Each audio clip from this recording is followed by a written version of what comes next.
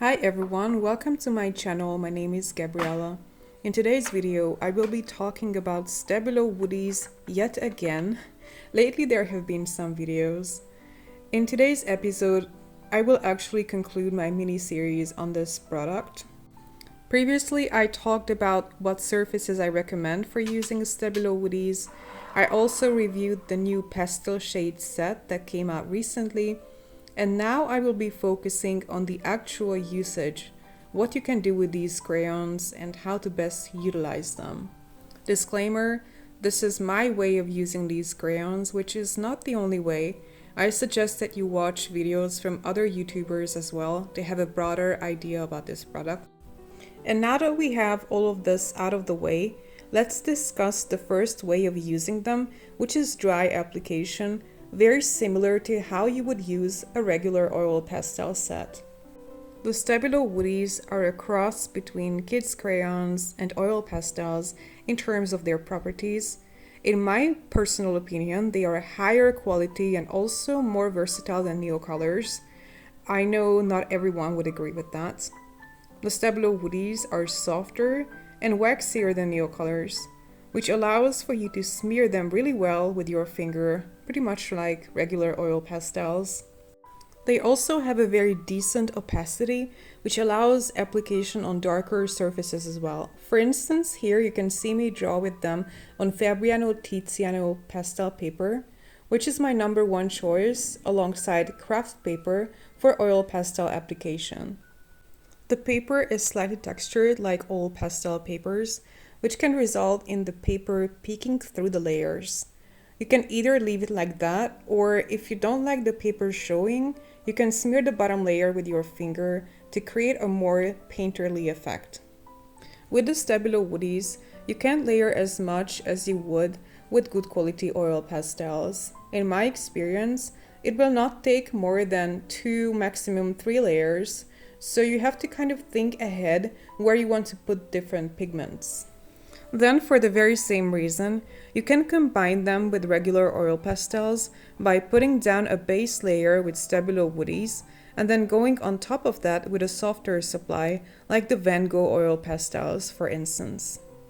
I normally do not mix them with other supplies.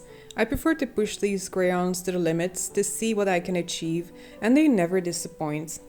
The Stabilo Woodies come in a very limited color palette, with 16 regular colors, 2 metallic, and 6 pastel shades, which I expected to be very challenging when I first got them. But since they mix really well, especially when you smear them with your finger, you can draw pretty much anything you want, landscapes, animal portraits, etc. Over time, I actually really came to appreciate this small set because it forces me to get creative with color mixing. The second way of using these crayons is obviously diluting them with water. They are watercolor crayons after all. Although it does make a difference how that is done. I'm thinking about making a separate video about how watercolor crayons are not watercolors, but in this one I'll just explain briefly. I don't recommend watering them down for light washes. 1. The pigmentation is not going to be as strong as normal watercolors. 2. There's going to be a waxy residue since you have just diluted a wax crayon with water. You can see the result of that in this footage right here. It's a botched art that I never finished. For the sake of this video, I attempted to use the crayons like I would use regular watercolors.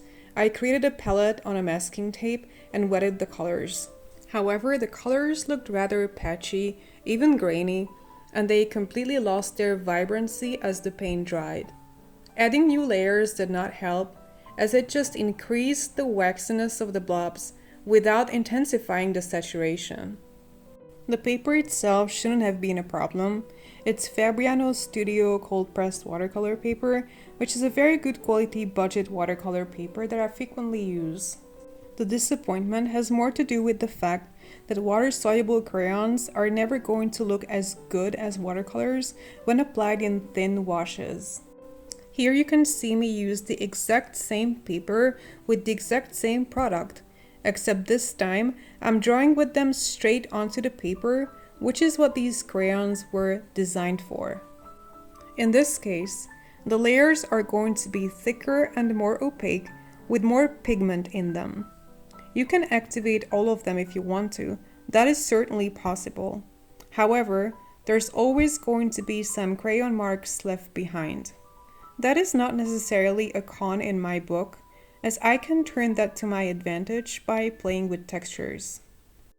Besides being a kid's art supply, the Stabilo Woodies were created for mixed media pieces, so I would recommend them for people who enjoy experimenting in mixed media. These crayons are a fabulous product with a really wide range, although if we expect them to be watercolors, something that they are not, we'll surely be disappointed. Like I said, these are not watercolors, but wax crayons that can be blended with water. Those are two very different things, and like I said, and if you're interested, I can elaborate on that in a separate video. That said, the Stabilo Woodies do an amazing job being wetted. I have other watercolor crayons that have a much harder time activating with water. The next technique that I enjoy is dipping the tip of the crayon in water and then applying the wet tip on a surface. That surface can be paper like I'm doing here. This way you can create really thick and opaque layers.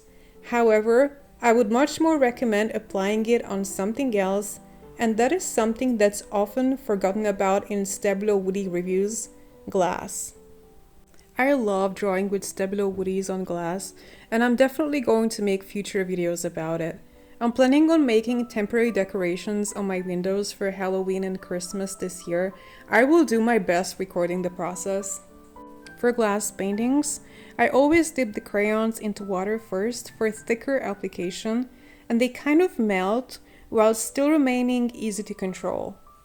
I will often put down a base layer with white and then go over it with other crayons. Also, this particular portrait stayed on my window for more than half a year, and the only color that I noticed to have faded was the skin tone, so all in all I was pretty impressed with the light fastness as well. When washing it off, you kind of need to rub it a little hard, especially if you have used the crayons wet, but that's just a minor inconvenience. They do come off without leaving a trace. Finally, I wanted to show you some arts that I created over the past years using these crayons. I don't really use them in sketchbooks anymore. I much more prefer to draw on loose sheets of paper and then collect them in a portfolio after applying fixative on top. This art, as well as the next one, was done wet on Canson fluid mixed media paper. You can experiment with how much texture to build up by trying out different papers with different properties. If you want to learn more about that, I have 2 videos on my channel dedicated to what papers I recommend for this medium. And here you can see the arts that I created specifically for those videos. I haven't found an A5 size portfolio for them yet, but eventually I will put them into one. There's 2 ways of using these crayons that I did not cover in this video. One is mixing them with acrylic medium or white acrylic paint, which I did try out a couple of years ago, but it wasn't my favorite technique. I might revisit it at some point. The other one is stamping and art journaling, which I don't do, but there's plenty of other videos on YouTube dedicated to that if you are interested. Thank you very much for watching this video. If you liked it, please give me a thumbs up, leave me a comment, and subscribe to my channel for more content. I will see you in the next one. Bye!